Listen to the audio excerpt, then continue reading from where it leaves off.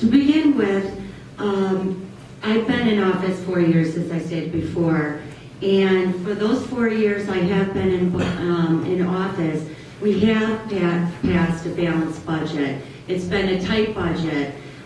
We've even reduced the tax rate to the lowest point that we have in 15 years. As far as decreasing the deficit, we have to keep pushing forward and trying to get new businesses in Oak Lawn and retaining the businesses that we have here. That's one of the most important things. Again, and I'm sure we'll talk about this later, but that's why 111th and Cicero development is so important.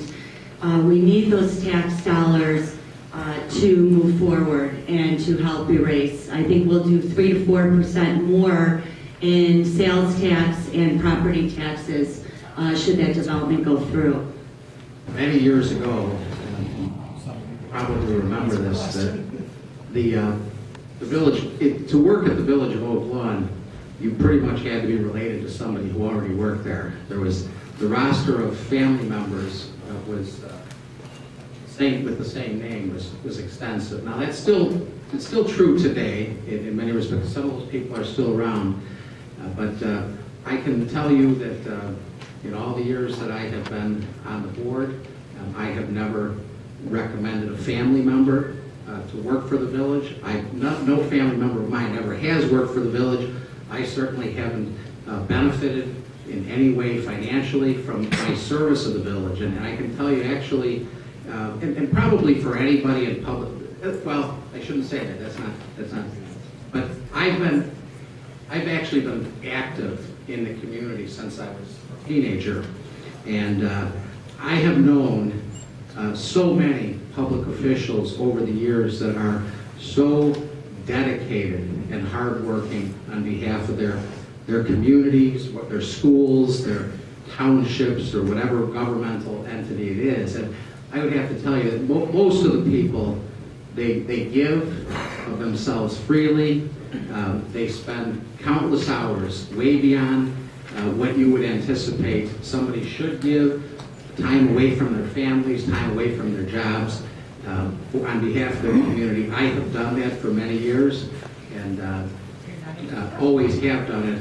And again, there are many people with strong ethics. I proposed, in fact, in that period of time when I said that there were all the people, half the people in the village were related to somebody, I actually proposed an ethics ordinance at the time, and it initially passed, and then later was gutted by the previous administration.